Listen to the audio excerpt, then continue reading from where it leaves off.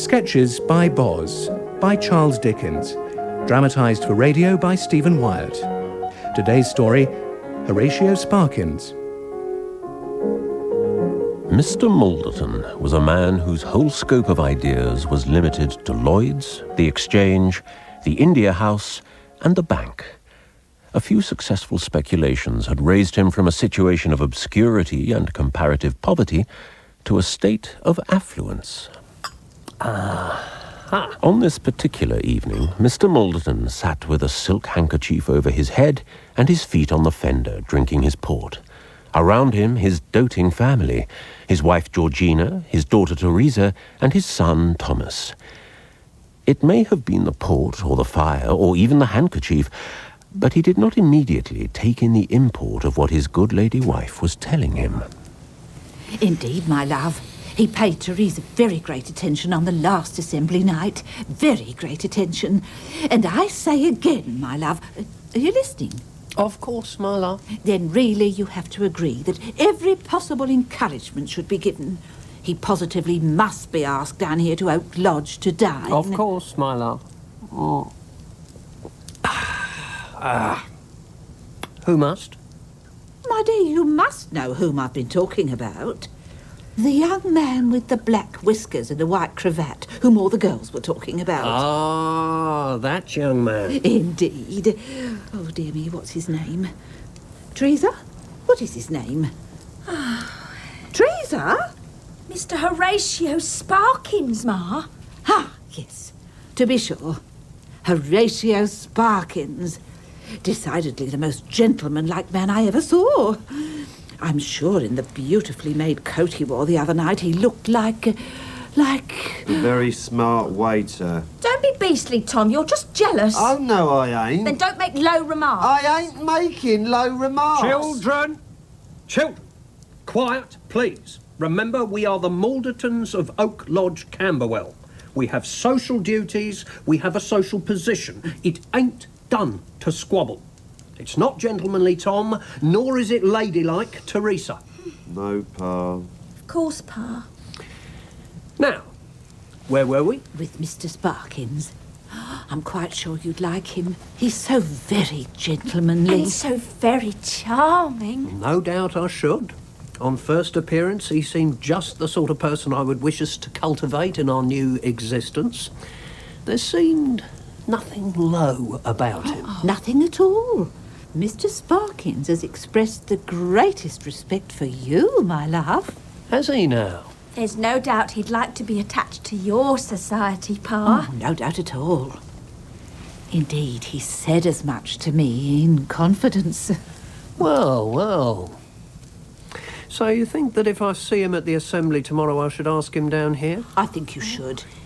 I trust he knows we live here, at Oak Lodge, Camberwell, my dear. Oh, of course. He also knows you keep a one-horse carriage. Then he knows we are... Anything but low. Excellent.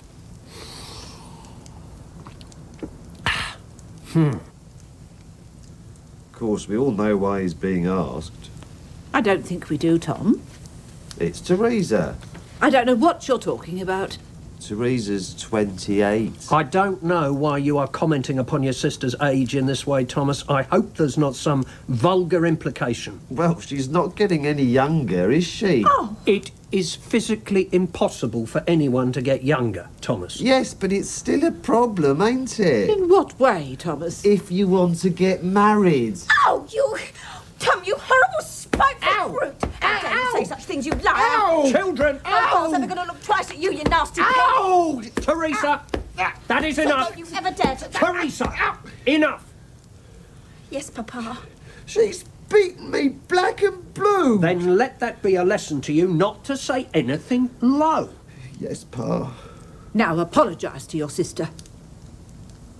Sorry, Teresa. The very idea that your sister is looking for a husband. But of course, she was. The misfortune of the lack of a proposal arose from no lack of perseverance on Miss Teresa's part. In vain had she flirted for 10 years. In vain had Mr. and Mrs. Malderton kept up an acquaintance among the young eligible bachelors of Camberwell, and even of Wandsworth and Brixton. The night succeeding this animated family discussion was assembly night. The double fly was ordered to be at the door of Oak Lodge at 9 o'clock precisely. Teresa! Tell your ma the fly is here! Miss Teresa Malderton was a very little girl, rather fat, and was dressed for the occasion in sky blue satin, trimmed with artificial flowers. Her mother, who was a little fat woman in ditto, looked like her daughter, multiplied by 2. Enchanting, my dears. Enchanting. Thomas! Come in, Pa! Every member of the family had made up his or her mind to cultivate the acquaintance of Mr. Horatio Sparkins. Even Mr. Thomas was sufficiently chastened to vow to engage Mr. Sparkins on the interesting topics of snuff and cigars.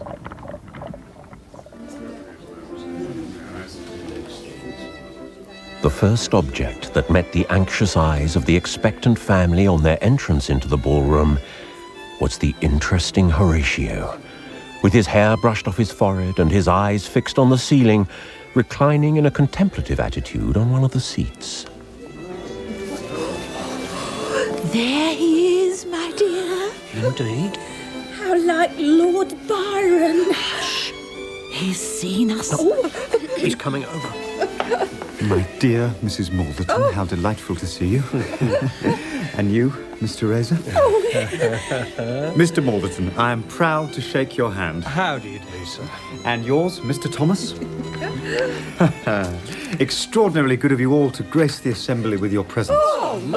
We might say the same of you, Mr. Sparkins. But then you would be flattering me. Miss Malderton, Yes, Mr. Sparkins. may I be permitted to presume, to hope, that you will allow me to have the pleasure of partnering you? Well, I don't think I'm engaged. But, well, really, I suppose there are so many that I'm not sure. Her voice trailed away with this dreadful affectation of indifference. Mr. Sparkins looked as handsomely miserable as a Hamlet sliding upon a bit of orange peel. But of course, under the circumstances, I shall be most happy. Then, my dear Miss Malderton, let us take the floor. Oh,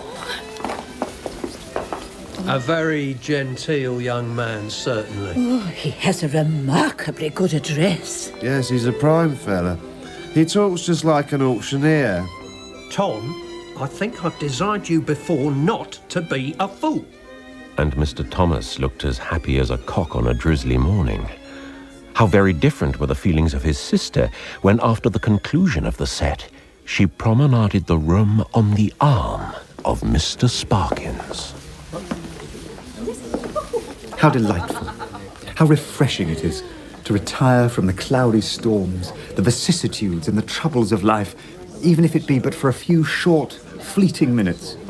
Don't you think, Miss Malderton? oh, yes, indeed. And how still more delightful, how still more refreshing to spend those moments, fading and evanescent though they be, in the blessed society of one individual. Indeed, I've often... Of her whose frowns would be death, whose coldness would be madness, and whose falsehood would be ruin. I'm sure nobody would ever want... And yet, someone the possession of whose affection would be the brightest and best reward that heaven could bestow on man.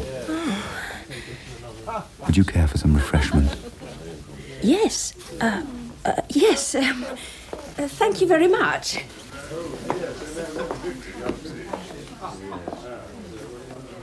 I very much fear, Miss Malderton, that I have said too much. No. After all, what have I to do with sentiments like these? Miserable wretch that I am. Pray don't take on so, Mr. Sparkins, please. Then, may I perhaps... Yes? May I hope to be permitted to offer the humble tribute of... Oh, really, Mr. Sparkins? Sparkins, this is so sudden. Then I have perchance offended No, you. no, but I must refer you to Papa. I never can, without his consent, venture to But surely he cannot object. He's so very, very proper. But surely he cannot object quite so strongly to my offering you a glass of alcoholic beverage. Oh, no, not at all. Of course not, Mr. Sparkins. Indeed, look, here comes Papa. He doesn't look the least displeased. He won't be. Well, my dear, I trust you have had an enjoyable dance with Mr. Sparkins. Indeed, Papa. Your daughter dances like an angel. Now, really, Mr. Sparkins, you flatter me. Mr. Sparkins, Honoured, sir. it will give me the greatest pleasure to see you to dinner at Oak Lodge, Camberwell, on Sunday next at 5 o'clock, if you have no better engagement. Yes. I would be delighted. Nay, honoured. Nay, enchanted. Oh, I must say that I don't enjoy these assemblies half so much as the comfort.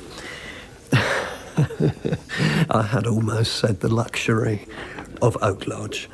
They have no great charms for an elderly man. Indeed. And after all, sir, what is man? I beg your pardon. I say, what is man? True. Yeah, it's very true. We know that we live and breathe, that we have wants and wishes, desires and appetites. Certainly. I say, we know that we exist. But there we stop. There is an end to our knowledge. There is the summit of our attainments. There is the termination of our ends. What more do we know? Nothing? Exactly. Nothing. That night, Miss Teresa went to bed and dreamt all night of disguised noblemen, large parties, ostrich plumes, bridal favours, and Horatio Sparkins. Meanwhile, Mr. and Mrs. Malderton had a long conversation respecting their daughter's prospects and the arrangements for the next weekend. Upon my word, my dear, I wish you'd reminded me before that brother of yours had invited himself down on Sunday. Jacob's a law unto himself. Oh, excuse me. I had purposely refrained from asking anybody except Flamwell in case of Mr. Sparkins' acceptance, and now we've got your brother, a tradesman. It's insufferable. Well, he means no harm. I declare I won't have him mention his shop before our new guests. No, not for £1,000. He can't help being a grocer. That's how he made his money. But he doesn't have to go about telling people that, does he? What's done is done. Nonsense. He must be put off. I wouldn't care if he had the good sense to conceal the disgrace he is to the family. But we can't have him here at this delicate moment mentioning groceries. Just Sparkins and Flamwell. Flamwell will get to the bottom of the mystery. He knows his way around. Are you asleep? He knows who's who. The grocer was unceremoniously uninvited, and Mr. Thomas packed off to relatives lest he too might stray in his conversation towards things low. The preparations were made, and then the anxiously awaited Sunday finally came, and with it came Mr. Flamwell. Ah, Flamwell, my dear fellow, how do you do? I am in excellent health, my dear Malderton, and all the better for seeing you and your delightful family. Mrs. Malderton, Miss Teresa. Mr. Flamwell was one of those gentlemen of remarkably extensive information whom one occasionally meets in society, who pretend to know everybody, but in reality know nobody. At Oak Lodge, Camberwell, where any stories about great people were received with a greedy ear, he was an especial favourite. Did I explain we have another guest joining us today? Well, you had indicated something of the sort. It is Mr. Horatio Sparkins. Ah. You know him? Well, not by that name, but I have no doubt I shall know him. Is he tall? Middle-sized. With black hair? Oh, yes, definitely black. Rather a snub nose? No, he has a Roman nose. Right, no, I thought I said a Roman nose, didn't I? I thought But you he's said an so. elegant young man. Oh, certainly. With remarkably prepossessing manners. No doubt of And it. a distinguished air. That's right. You must know him. Well, You must know him if anybody does. well, Who do you think he is?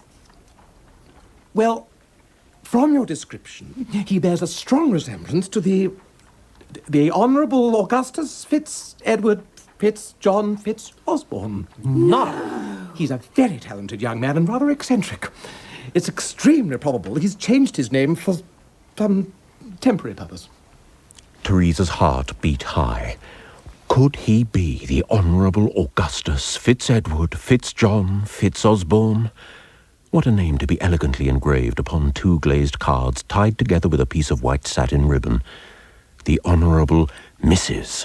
Augustus Fitz-Edward Fitz-John Fitz-Osborne. The thought was transport. It's 5 minutes to 5. I hope he's not going to disappoint us. Look! Here he comes. Oh, do look, Mamma. He's on ever such a black horse. So distinguished. I do believe he's waving. I do believe he's losing control over the horse. Still, that charger! Calm down. There's a good fellow. Eventually, after a great deal of reining in and pulling up, the animal consented to stop at about 100 yards from the gate, where Mr. Sparkins dismounted and confided him to the care of the groom. Mr. Sparkins, I don't believe you've met my good friend, Mr. Augustus Flamwell. Charmed. Delighted to meet you, Mr. Sparkins. The ceremony of introduction was gone through in all due form. Mr. Flamwell looked from behind his spectacles at Horatio with an air of mysterious importance, and the gallant Horatio looked unutterable things at Teresa, who tried in her turn to appear uncommonly lackadaisical. Would you care for another glass of this? It's a particularly The dinner was excellent. Horatio was most attentive to Miss Teresa, and everyone felt in high spirits. Mr. Malderton decided it was time to push matters forward. Have you seen your friend Sir Thomas Noland lately, Flamwell? Why, no, not very lately, but I did see Lord Gubbleton the day before yesterday. Ah, yes, Lord Gubbleton. I hope his lordship is keeping well. It is scarcely necessary to say that until that moment, Mr. Malderton had been quite innocent of the existence of such a person. Well, yes, Lord Gubbleton was very well indeed. He is a devilish good fellow. I met him in the city and had a long chat with him. Indeed. Oh, yes. I'm rather intimate with him. Of course, I couldn't stop to talk to him as long as I could wish, because I was on the way to a banker's. Really? Oh, yes, a very rich man and a member of Parliament, with whom I'm also rather, indeed, may I say, very intimate. Yes, of course, I know who you mean. He has a capital business. You know, talking of business, I remember something my brother was saying about his business. My dear? Yes? I don't think perhaps we need to hear about your brother and his business just now. Oh, yes, of course.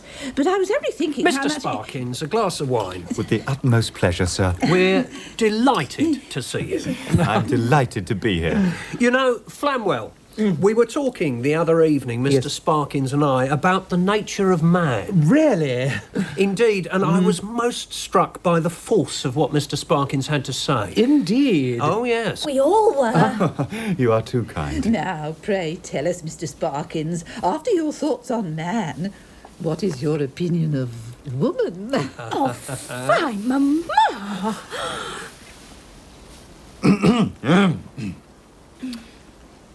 Man, whether he ranges the bright, gay, flowery plains of a second Eden, or the more sterile, barren, and, I may say, commonplace regions to which we are compelled to accustom ourselves in times as these. How true. How very true. Man, I say, under any circumstances or in any place, Whether he were bending beneath the withering blasts of the frigid zone, or scorching under the rays of a vertical sun, man without woman Yes? would still be alone. I'm very happy to find you entertain such honourable opinions, Mr. Sparkins. And I... After all, some might disagree. Some might question the basis on which I build my observation. To them I say, what? Is effect the consequence of cause? Is cause the precursor of effect? That's the point. The nub of it. Because if effect is the consequence of cause, and if cause does precede effect, then those who criticise are undoubtedly wrong. Decidedly. At least I apprehend that to be the just and logical deduction. No doubt of it. How wonderfully clever he is. He is a god among men. He talks like an oracle. He must have seen a great deal of light. Mr. Flamwell, meanwhile, had resolved, for the sake of his reputation as a connoisseur of the eminent, to find out who and what Mr. Horatio Sparkins really was, or die in the attempt. Excuse me, my dear Sparkins. In view of your eloquence, would I be right in presuming you have studied for the bar? No. I thought of entering once myself. Indeed, I am rather intimate with some of the highest ornaments of that distinguished profession, so I can't help thinking that you are... Well, not exactly. But you have been among the silk gowns, or I mistake? Nearly all my life. So, do you by any chance happen to know Mr. Delafontaine? Mr. Justice Delafontaine, I should say, of Bedford Square? I have exchanged cards with him. Since which, indeed, I have had an opportunity of serving him considerably. Oh, you are very lucky if you have had an opportunity of obliging that great man. Indeed. The remainder of the evening passed away most delightfully. Miss Teresa played as well as her very limited pianoforte technique allowed, and Mr. Horatio listened with an intense concentration that would have been fitting for a virtuoso performance by the great Mozart. Flamwell, Yes? what's the verdict? I don't know who he is. Pardon? I don't know who he is. Oh. But it's quite clear, however, that he belongs to the law and that he is somebody of great importance and very highly connected. And very appreciative of my daughter's musical abilities. Oh, Bravo! Teresa, Bravo, Teresa, bravo. Very good. Thank you so much for coming, Mr. Sparkins. Delightful to see you. It was past 12 before Mr. Sparkins ordered his black steed, an order which was only complied with upon the distinct understanding that he was to repeat his visit the following Sunday. I should, of course, be enchanted. But my dear, a further thought occurs to me. Perhaps Mr. Sparkins could form one of our party tomorrow evening. An excellent notion, my dear. I am intending to take my wife and daughter to see the pantomime, if you could join us. I should be delighted. Oh, The Olympic Theatre, box 48. If you could find your way there during the course of the evening. I shall do my utmost. Oh, we shall not, on the other hand, tax you for the morning, will we, Ma? For we are going to all sorts of places shopping, and I know that gentlemen often have a great horror of that activity. I do not share that horror, Miss Malderton, especially if I shopped in your company. But alas, business of importance occupies me in the morning. Of course. Till the evening, then. Till the evening. Farewell. And soon after that, Mr. Sparkins disappeared upon his dusky charger. Miss Teresa dreamed that night of the dinners that she might attend as the wife of the Lord Chief Justice.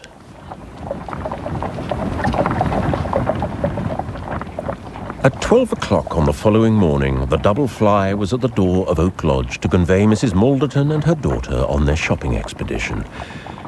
Mrs. Malderton carried over from her previous existence a somewhat low interest in a bargain, a taste Miss Teresa thoroughly deprecated. It was with some dismay, therefore, when her ma insisted their first port of call should be at Messrs. Jones, Spruggins and Smith's of Tottenham Court Road.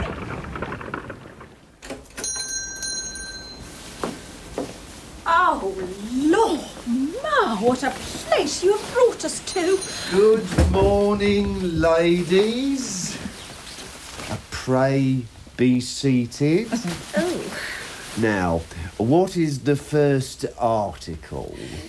I want to see some silks. Silks. Very good, ma'am. Directly. Young Mr. Smith is in charge of silks. Mr. Smith? Where is Mr. Smith? I'm coming, Mr. Jones. Well, pray make haste, Mr. Smith. The ladies are waiting. You never are to be found when you're wanted, sir. Yeah, I'm here, Mr. Jones. Now, ladies, how can I... Horatio? Horatio Sparkins? Miss Malderton? Mrs. Malderton? But what are you doing here? I work here. I am the Smith of Jones, Spruggins and Smith.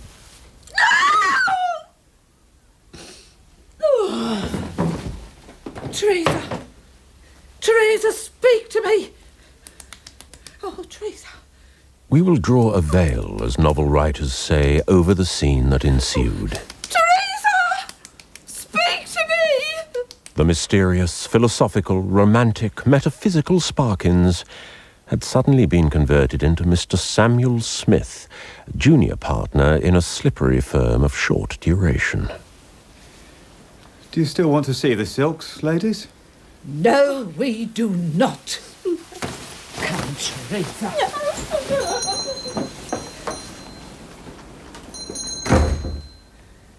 All the hopes of the Maldertons were destined at once to melt away like the lemon ices at a city dinner. Years have now elapsed since the occurrence of that dreadful morning. The daisies have thrice bloomed on Camberwell Green. The sparrows have thrice repeated their vernal chirps in Camberwell Grove. But Miss Teresa is still unwed. Teresa, come along. The fly is waiting. Well, who knows who may be there? Perhaps Sir George will ask you to dance, Teresa. Coming, Mamma. But hope springs forever eternal. Flamwell is yet in the zenith of his reputation, and the Maldertons have the same predilection for aristocratic personages, together with an increased aversion to anything low. In Horatio Sparkins, Mr. Malderton was played by David Haig, Mrs. Malderton by Tessa Worsley, and Teresa Malderton by Sarah Jane Home. Horatio Sparkins was Julian Rhind-Tutt, Mr. Flamwell, Patrick Barlow, and Mr. Thomas Malderton, Adrian Schiller. The voice of Boz was Nicholas Farrell. Sketches by Boz is dramatised by Stephen Wyatt and directed by Sally Avens.